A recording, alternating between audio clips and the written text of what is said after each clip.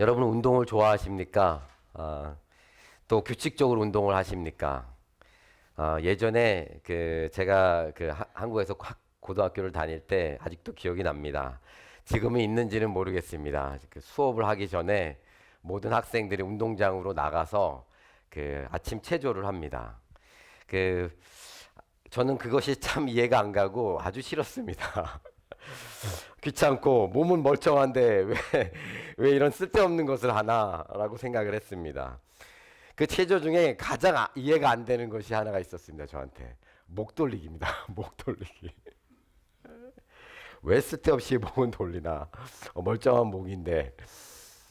그런데 이제 나이가 먹어가면서 목이 잘 안 돌아갑니다. 그때는 모르는 것입니다.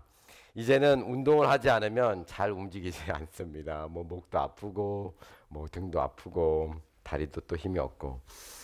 만약 기회가 된다면 저희 교회에서 이렇게 등산팀을 만들어서 또 트레일도 같이 걷고 했으면 좋겠습니다. 우리가 운동을 하기 위해서는 세 가지의 필수 조건이 필요합니다. 첫 번째는 운동을 하는 목적을 알고 있어야 됩니다. 목적. 그것이 뭐 체중 감량이냐 아니면은 뭐 체력 유지냐 근력 증가냐 목적이 반드시 있어야 합니다. 그리고 두 번째는 지속적이고 규칙적인 그 플랜 계획이 있어야 합니다. 그렇지 않으면 중간에 포기하게 됩니다. 그리고 세 번째는 어디에 가입이 되어야 합니다. 그래야지 억지로 갑니다. 목적이 있어야 하고 지속적이고 규칙적인 어떤 플랜이 있어야 하고 또한 어디에 소속되어 있어야 합니다. 이것은 그리스도인이 교회 생활을 하는 것과 같습니다. 신앙생활에서도 반드시 목적이 있어야 합니다. 교회에 나와서 예배하며 하나님의 말씀과 기도해서 지속적으로 규칙적으로 또 참여해야 합니다. 또한 그리스도의 몸인 믿음의 공동체의 일원이 돼야 됩니다. 지체가 돼야 합니다. 그래야 건강합니다. 그래야지 그리스도인으로 건강하게 살 수 있습니다. 오늘 본문에서는 운동을 하라라고 말씀하고 있습니다. 운동을 하라. 그 운동은 구원을 이루는 운동입니다. Work out your own salvation입니다. Work out. 그래서 오늘은 구원을 이루는 운동이라는 주제로 구원을 어떻게 운동하는지 그 의미가 무엇인지 또 어떻게 하면 구원을 누리는지에 대해서 말씀을 증거하겠습니다. 자, 12절을 읽어볼까요? 12절에 그러므로 나의 사랑하는 자들아 너희가 나 있을 때뿐 아니라 더욱 지금 나 없을 때에도 항상 복종하여 두렵고 떨림으로 너희 구원을 이루라. 사도 바울은 로마 감옥에 있으면서도 빌립보 교회에 너희 구원을 이루라라고 강권하고 있습니다. 그리스도인으로서 구원을 이루라라는 표현에 대해서 우리는 언제나 주목을 합니다. 우리가 구원을 이룰 수 있는가 또는 어떻게 하면 구원을 운동하는가, 구원이 있다면 아무것도 안 해도 되는가, 또 세상에 공짜는 없는데 구원을 주셨는데 그냥 그렇게 살아가도 되는가 라는 질문을 하게 됩니다. 결론을 말하면 먼저 구원은 하나님의 은혜로 된 것입니다. 그곳에 우리의 믿음으로 말미암아가 들어가 있습니다. 구원은 하나님의 것입니다. 우리는 스스로 구원을 주장할 수는 없습니다. 하나님의 주권이며 하나님의 은혜입니다. 그곳에 우리의 믿음이 필요합니다. 그 믿음이 역사하는 것이 구원을 운동하는 것입니다. 구원을 운동하는 것. 저번에 말씀드렸지만 그 믿음은 단순하게 사실을 믿는 것이 아닙니다. 또 그 믿음은 하나님과 친밀한 관계에 있는 것입니다. 자신이 예수 그리스도의 죽음과 부활을 믿음으로 말미암아 그 하나님과 함께하려고 하는 그 관계성입니다. 관계성. 그 관계성이 없다면 믿음이 없는 것입니다. 예수의 십자가의 죽음이 자신의 죽음이고 또 예수 그리스도의 부활이로 인해서 나에게 영원한 생명이 주어졌다는 것을 믿고 있다면 그것은 하나님과의 관계성이 이루어진 것입니다. 그 믿음을 통해서 하나님께 더 나아가 친밀한 관계로 나아가는 것입니다.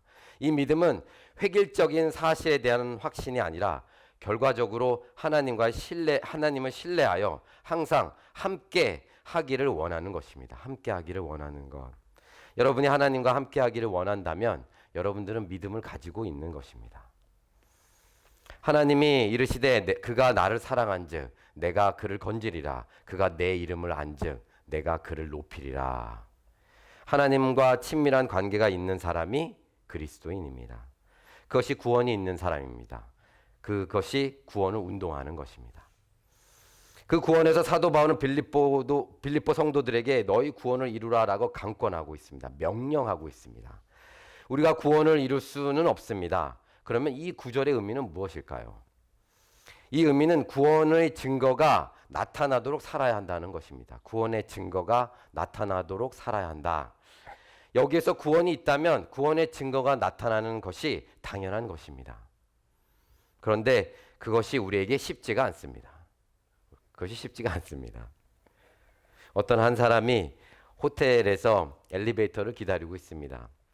그 약속이 있었는데 약속에 늦어서 아주 다급한 상황입니다. 그래서 엘리베이터 버튼을 눌렀습니다. 아주 세게 눌렀습니다. 그리고 나서 엘리베이터가 아무리 기다려도 안 오니까 그분이 엘리베이터 버튼을 다시 누릅니다. 또 누릅니다. 세게 누릅니다. 자꾸 누릅니다. 계속적으로 누릅니다. 따다다다닥 누릅니다. 네, 엘리베이터가 왔습니다. 문이 열렸습니다. 엘리베이터에 아무도 없었습니다. 그분이 한숨을 쉬고 엘리베이터에 탔습니다. 그리고 닫힘 버튼을 눌렀습니다. 그런데 갑자기 잠깐만요! 그래서 그분이 열린 버튼을 찬찬히 누릅니다. 문이 닫히네요. 이상하네요. 문이 계속 닫히네요. 그러면서 그분이 엘리베이터 타고 내려갔습니다. 이 사람 안에 무엇이 있습니까? 화가 있습니다. 죄가 있는 것입니다. 우리에게는 죄가 있어서 구원에 증거하는 삶을 살기가 쉽지가 않습니다. 그래서 사도 바울은 12절 후반부에 이렇게 말하죠. 항상 복종하여 구원을 이루라. 항상 복종하여 구원을 이루라라고 말씀합니다. 이것은 예수 그리스도께 복종하는 것을 말합니다. 그 복종 가운데에서 성도들과 같이 복종하며 나아가는 것입니다. 죄에 복종하는 것이 아니라 예수 그리스도에게 복종하는 것입니다. 죄 아래서 사는 것이 아니라 은혜 아래서 사는 것입니다. 사도 바울이 복종이라는 표현을 한 것은 구원을 이루는 것이 쉽지 않다는 것입니다. 예전에 아침 예배 때 한번 나눴는데 우리는 예수 그리스도를 복종하고 순종해야 합니다. 복종은 하나님의 권위와 능력 앞에서 무릎을 꿇는 것이고 또 순종은 하나님의 말씀을 이해해서 설득되어서 순종하며 따라가는 것입니다. 그리스도인은 하나님께 복종하고 순종하는 마음을 가지고 있어야 합니다. 에베소 1장 21절에서 22절에 이렇게 쓰였죠. 모든 통치와 권세와 능력과 주권과 이 세상뿐 아니라 오는 세상에 일컫는 모든 이름 위에 뛰어나게 하시고 또 만물을 그의 발 아래 복종하게 하시고 그를 만물 위에 교회의 머리로 삼으셨느니라. 복종은 여러분이 이해되어서 하는 것이 아니라 그분의 통치와 능력과 권세 아래에 압도돼서 복종하는 것입니다. 복종은 하나님께 속한 것입니다. 여기에서 복종의 한자어가 특별한 의미가 있습니다.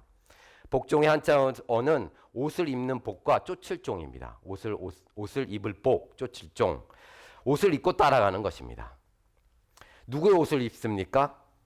갈라디아서 3장 27절 이렇게 나오죠. 누구든지 그리스도에 합하기 위하여 침례를 받은 자는 그리스도로 옷을 입었느니라. 예수 그리스도의 옷입니다. 예수 그리스도의 옷. 그리스도의 옷을 입고 따라가는 것입니다. 자신의 옷이 아니라 그리스도의 옷을 입어야 합니다. 그래야지 복종을 할 수가 있는 것입니다. 그리스도인은 그리스도의 옷을 입은 자입니다. 그리스도의 옷을 입었다는 것은 작은 그리스도가 되었다는 것입니다. C.S. 루이스는 이 부분에 대해서 이렇게 얘기합니다. 하나님은 우리를 단순히 더 나은 사람으로 만들려는 것이 아니라 아예 그리스도로, 작은 그리스도로 만들기를 원하신다. 우리는 구원에 대해서 생각을 할 때 단순히 하나님의 나라에 간다고 생각하면 안 됩니다. 구원이 있다는 것은 지금부터 예수 그리스도를 닮아가는 과정을 사는 것입니다. 예수 그리스도를 믿는다면 예수 그리스도를 닮아가야 한다는 생각을 해야 우리에게 올바른 믿음이 생기게 됩니다. 로마서 8장 29절에 이렇게 쓰였죠. 하나님이 미리 아신 자들을 또한 그 아들의 형상을 본받게 하기 위하여 미리 정하셨으니 이는 그로 많은 형제 중에서 맏아들이 되게 하려 하심이니라. 그것에 대한 방법이 그리스도인은 그리스도의 옷을 입어야 합니다. 이것이 복종이라고 했습니다. 그분의 옷을 입고 따라가는 것입니다. 자신의 능력과 경험과 지식과 또 환경을 보고 파악해서 그때 따라가는 것이 아니라 그분의 능력과 권력, 그분의 권세에 힘입어서 어떤 상황과 조건과 상관없이 그분을 따라가는 것입니다. 여러분의 어려운 상황, 곤란, 또 많은 힘든 문제들 그리스도의 옷을 입고 나아가야 합니다. 예전에 막내 셰마가 5살쯤에 언제나 잠을 자기 위해서는 스파이더맨 옷을 입어야 했습니다. 그래서 스파이더맨 옷을 이제 한 벌로 부족하니까 한 3벌, 4벌 정도로 사줬습니다. 그래서 바꿔서 계속 입혀서 재웠습니다. 그놈이 기분이 좋으면 스파이더맨 옷을 입고 스파이더맨 흉내를 냅니다. 뭐 손도 하고 뭐 점프도 하고 또 그렇게 놀았습니다. 요즘 스파이더맨 옷도 안 입는데 벽을 타려고 합니다. 우리가 하나님의 옷을 입고 있다는 것을 안다면 그것은 대단한 것입니다. 대단한 것입니다. 하나님의 옷을 입고 있다면. 그 뒤에 구절이 중요합니다. 갈라디아서 3장 29절에 이렇게 쓰였어요. 너희가 그리스도의 것이면 곧 아브라함의 자손이요 약속대로 유업을 이을 자니라. 유업을 이을 자라는 것은 하나님의 구원이 있다는 것입니다. 구원을 소유한 자입니다. 그리스도의 것이면 구원이 있는 것입니다. 여기서 우리가 알아야 하는 것은 그리스도의 옷을 입은 자는 그리스도의 것입니다. 그리스도의 옷을 입은 자는 하나님의 나라를 가는 것입니다. 그리스도의 옷을 입었다면 자신이 원하는 그 세상의 삶을 사는 것이 아니라 그리스도의 옷은 하나님께서 빌려주신 것입니다. 여러분의 옷이 아니라. 여러분이 결혼식을 위해서 웨딩드레스와 턱시도를 빌리지요. 그래서 그 새 신랑과 새 신부가 아름답게 그것을 입습니다. 여러분들의 옷이 아닙니다. 잘 입고 다시 리턴을 해야 합니다. 결혼식을 하는데 트레이닝복을 입고 할 수는 없습니다. 잠옷을 입고 할 수 없습니다. 그리스도인은 그리스도의 옷을 입어야 합니다. 옷이 사람을 만든다라는 표현이 있죠. 옷이 사람을 만든다. 옷이 사람을 만든다라는 것은 옷을 통해서 그 사람이 그렇게 맞게 변해간다는 것입니다. 또한 옷을 통해서 그 사람을 평가하고 인정한다는 것입니다. 인식한다는 것입니다. 경찰의 유니폼을 입고 있어야 경찰답게 보이고 그렇게 행동하게 됩니다. 그리스도인은 그 옷을 통해서 그리스도처럼 보여야 하고 또한 그 옷을 통해서 그리스도처럼 변해가야 합니다. 그 옷을 통해서 변화하고 시도할 때 그럴 때 구원을 이루는 것입니다. 여러분은 언제나 선택에 놓여져 있죠. 아침을 시작할 때 여러분은 옷을 고릅니다. 대부분 옷을 고르면서 오늘 해야 할 일과 또 만남을 또 생각을 합니다.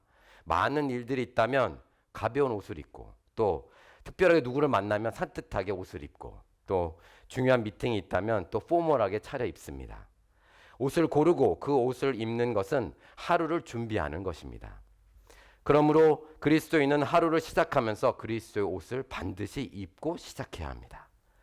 여기서 그리스도 옷을 선택하는 것은 단순한 취향으로 선택하는 것이 아니라 이것은 필수적인 본질입니다. 그리스도의 옷을 선택하는 것은 필수적인 본질입니다. 제가 바라는 것은 여러분이 나는 누구이다, 나는 누구야 라고 하기 전에 나는 그리스도인이야 라고 하시기를 바랍니다. 여기에 중요한 우리의 능력이 있습니다. 이곳에. 먼저 자신이 그리스도인이라는 것을 앞에 두고 나는 누구야 라고 주장을 해야 합니다. 그래야지 세상에 휘둘리지 않게 됩니다. 이것은 세상을 먼저 두는 것이 아니라 하나님을 우리 앞에 모시는 것입니다. 그럴 때 그리스도의 능력이 여러분의 삶 속에서 역사를 하게 됩니다. 세상의 일들로 염려하는 것이 아니라 그리스도의 옷을 입고 우리가 무장하고 세상에 나아가는 것입니다. 이렇게 해야 하는 이유는 여러분의 삶이 그리스도인으로 새롭게 되었기 때문입니다. 여러분의 정체성이 여러분의 삶이 완전히 바뀐 것입니다. 이것이 앞서 있어야 우리는 그리스도인으로 살아갈 수 있게 됩니다. 구원을 누리는 것입니다. 구원을 운동하는 것입니다.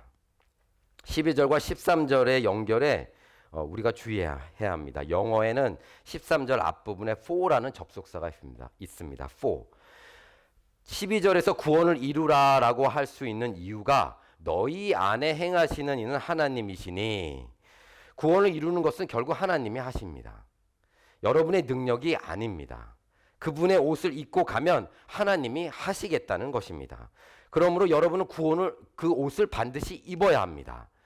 그 옷을 입어야 하는 사람은 우리여야 합니다. 그 옷을 공짜로 주신다는데 안 입고 자신의 옷을 사기 위해서 백화점에 가가지고 여러 가지 아름다운 옷을 입으려고 사고 다니면서 세상 살기 힘들다, 세상 어렵다, 그러면 안 됩니다. 그리스의 옷은 벗어놓고 그리스의 옷을 주셨는데 그것에 관심이 없고 세상의 옷에만 관심을 두고 살아가면 안 됩니다. 2016년에 480만 달러, 한국 돈으로 65억에 경매된 옷이 있습니다. 아십니까 여러분 그 옷? 장 루이스 디자이너가 만든 이 옷은 영화 배우 마릴린 먼로가 입은 옷입니다. 존 F 케네디가 45살 그 생일을 위해서 입은 옷입니다. 이 옷은 단순한 옷이 아니라 미국 대중문화의 상징이 되었습니다. 여러 가지 비하인드 스토리가 있습니다, 사실. 그런데 이 옷은 마릴린 먼로의 그 몸에 맞춰서 특별히 제작된 옷입니다. 그런데 이 옷을 2022년에 어느 한 패션 그 사장이 그 옷을 입게 되었습니다. 많은 사람들이 난리가 났습니다. 역사적인 옷인데 그 의상을 보존하지 않았다며 큰 논란이 되었습니다. 비싼 옷은 자주 입기가 쉽지 않습니다. 그런데 그리스도 옷은 공짜입니다. 프리입니다. 사실은 프리가 아닙니다. 그리스도의 생명으로 지불된 것입니다. 그 값은 하나님이 지불했습니다. 여러분의 생명값입니다. 여러분의 생명값. 여러분의 생명의 값이 480만 달러 정도 됩니까? 그 정도 됩니까? 여러분의 생명값. 아니죠. 더 비쌉니다. 우리의 생명값은. 여러분의 생명이 돈으로 환산되지 않습니다. 그리스도의 옷이 보이기에는 공짜니까 별로 가치가 없어 보이지요. 그러나 이 옷은 세상에서 가장 아름답고 또 멋지며 빛나며 세상에서 가장 비싼 옷입니다.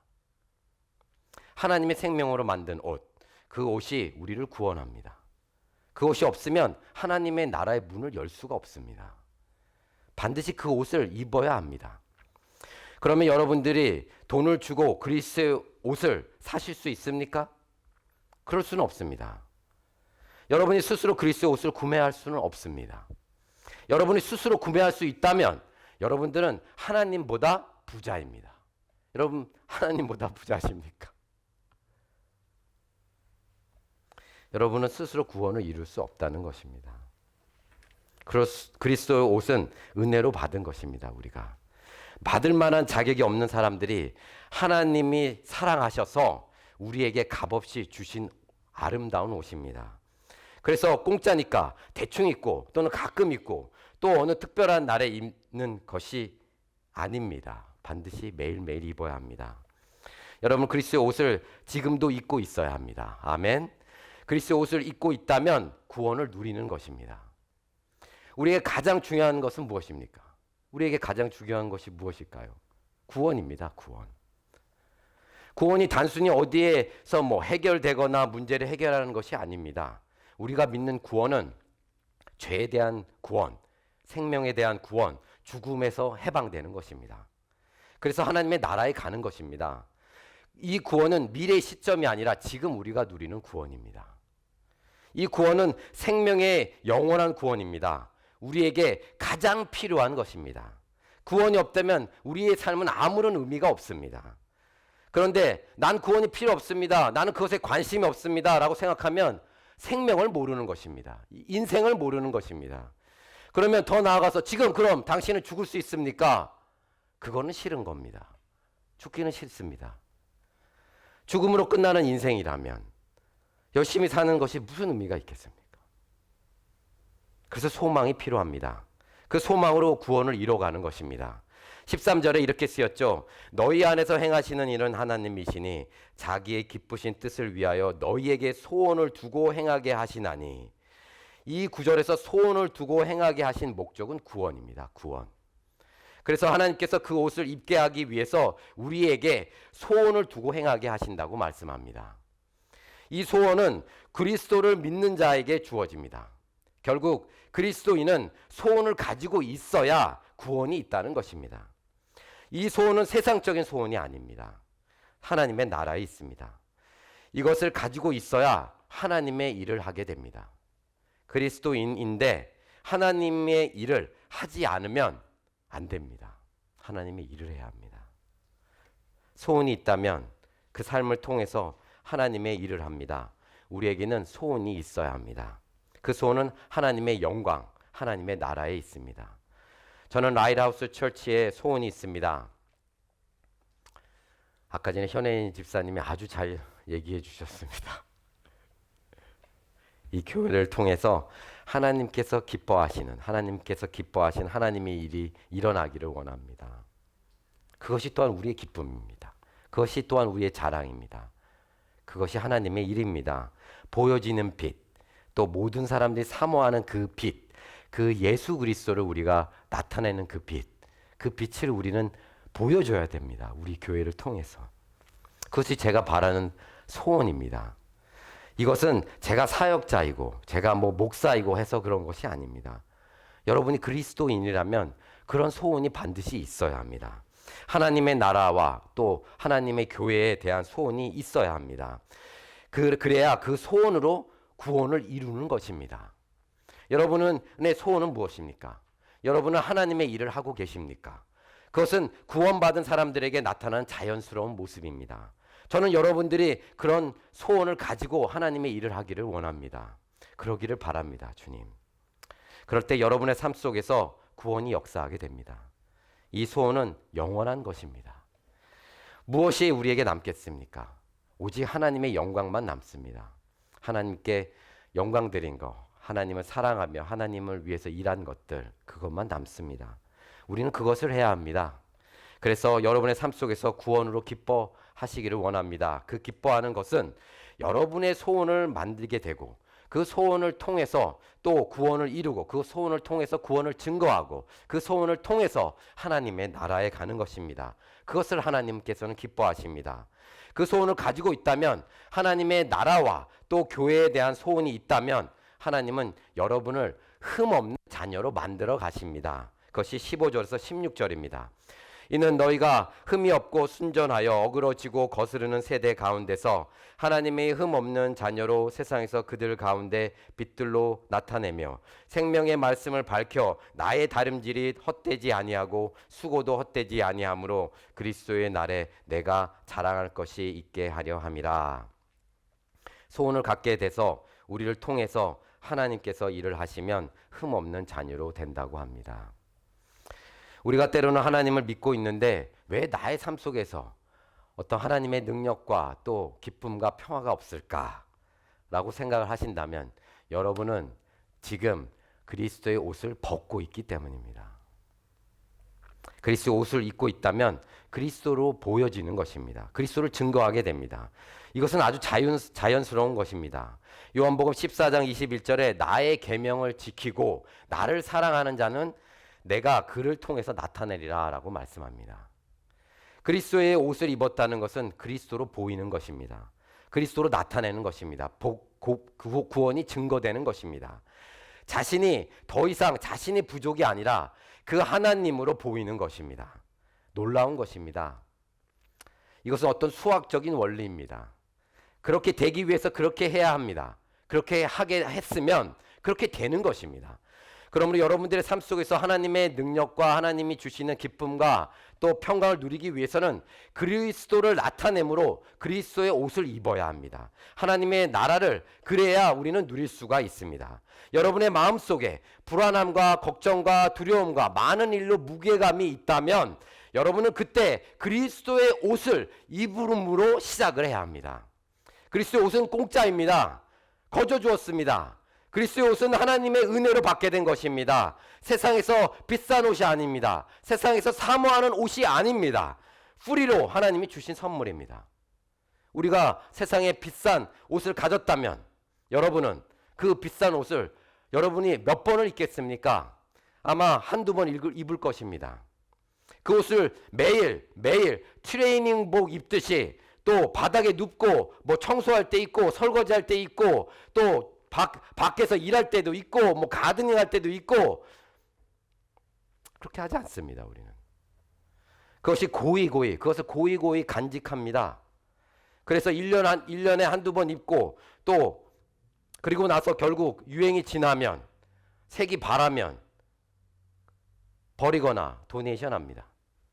그런데 그리스도의 옷은 특정한 날에만 입는 것이 아니라 그것이 아까워서 옷장에 보관해서 어떤 필요한 날에만 입는 것이 아니라 매일매일 삶 속에서 일할 때, 설거지할 때, 또 뭐 청소할 때, 가드닝 할 때, 사람을 만날 때, 공원에 갈 때 언제나 그리스도의 옷을 입고 가야 합니다. 그 옷이 우리한테 필요합니다. 세상에서 비싼 옷을 아끼고 고이 옷장에 가두지만 진정으로 세상에서 가장 비싼 옷을 우리는 마음대로 언제나 매일매일 입을 수 있습니다. 그리고 그 옷을 입어야 합니다. 아멘. 그 옷은 닳지를 않습니다. 그 옷은 유행을 타지 않습니다. 그 옷은 언제나 아름답며 그 옷은 빛이 납니다. 그런데 그 옷이 보이지 않습니다. 그 옷이 보이지 않습니다. 그러나 그것을 입고 있다는 것을 여러분들이 믿고 행동한다면 그리스도가 여러분을 통해서 나타납니다.